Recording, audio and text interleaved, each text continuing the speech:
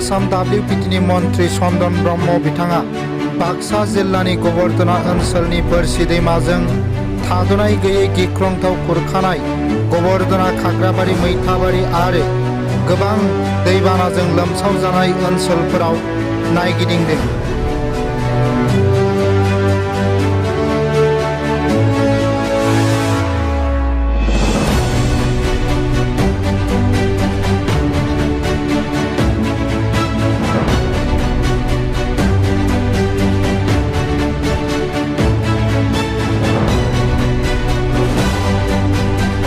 गोबां राजखान्थि दोलोनि दैदेनगिरि बिथांमोना बे बोरसि दैमा खुरखानाय नायनो फैगासिनो दं होनना गोबां रायजो राजाफ्रा अजद दिखांदों।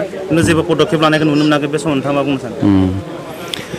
दस्रा सोर फैदों फैयाखै आं बेखौ बारा बुजिया।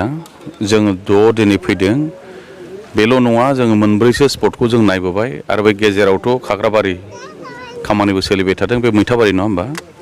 दा बेवहाय जिखिनि नुदों देग्लाय जिखिनि डेमेज जादों दा बेवहाय टेम्परारि प्रटेक्शननि थाखाय बेबस्था लानांगौ आरो इन्जिनियारफोरखौ लिंबोफाखादों, बिथांमोनहा बेवहाय बेबस्था लागोन, बे मोनसे जाहैबाय। बाखि दा फैथारनानै जों मिथिबाय न'खरथामा इतिमध्य दैयाव थांबाय। दा बेखौ फुल डेमेज होनबाय, गासिबो थांजोब्बाय। गतिके 95,000 95,000 बे न'खरफ्रा न'खरसेयाव मोनगोन आरो जायफ्रा पार्शियेल डेमेज बिनिबो बेबस्था दङ, बेखिनिखौ खालामना होनाय जागोन। जाय बिथांमोना हा खुरखालांजाजोब्बाय बिनि थाखाय नोंथांमोना माबा मोनसे बेबस्था लागोन नामा?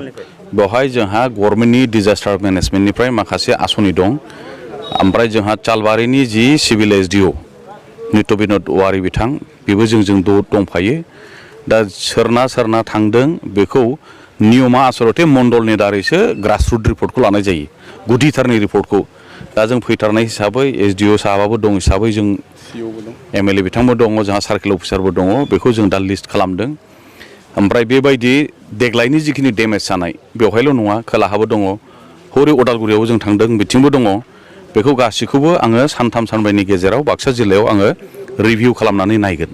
न'खरबेसे न'खरा फुल डेमेज जादों, पार्शियेल डेमेज जादों, आरो आं दा मोनसे निर्देश एबा बिथोन होलांगोन, गासै थाबैनो जाहाथे जोंना फिल्डआव मण्डलफ्रा थांनानै नायबिजिरनानै सार्भे खालामनानै जाहाथे लिस्टखौ थिखांनानै लाबोयो।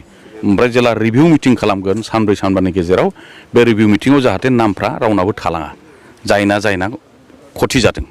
फैबाय थानाय समाव नोंथांमोना बे बोरसि दैमानि जिथु खुरखानाय बेखौ होबथानो थाखाय माबा मोनसे राहा लामा लादों नामा? राहा लामाखौथ' नुगासिनो दं, मावबाय थादों। बे जिअ' बेगजों जिखिनि खामानि मावदों बेखौ मावदों। बर्डार प्रटेक्शननिबो माखासे बेवहाय स्किम दङ। बोरसि एबा बेखि दैमाया बे खुरखानायाथ' गोदान नङा, आरो बे जिहेतु दैया हिमालय हाजोमानिफ्राय फैयो, नङा होमबा? ओंखायनो बे ओनसोलाव बांसिन जोंनियाव लोमहाबनानै थानाय एबा साबमार्जिं प्रब्लेम जाया। बांसिन जोंनाव सिदायैनो खुरखानाय इर'जन बिनि प्रब्लेमा जायो। आरो बुंनो थाङोब्ला जोंनि बेखिल' नङा, जोंहा गासै बड'लेण्ड ओनसोलाव गासैहाय 29टा 29टा ब्रह्मपुत्रनि ट्रिबिउटारि बिमा दै दङ। आरो बे बोसोरे दैज्लां जायोब्ला अखाया गोजौ बारा हायोब्ला बिराद खथि खालामो, खुरखायो। खारन नों मोनसे जायगायाव देग्लाय जुदि नैबेखौ जों फोरायोब्ला बेवहाय नांनानै बे सोनाबहा खुरहैनोसैलाय, आरो सोनाबहा गोरा खालामोबा सानजाहा खुरहैनोसैलाय। दा बे जाहैबाय बेनि मोनसे माने बे जोंनि हिमालय फुट हिल्सनि दैफोरनि बे मोनसे आखल। दा गतिके जेरावनो जादों बेवहायनो सेस्था खालामबाय थानाय जादों।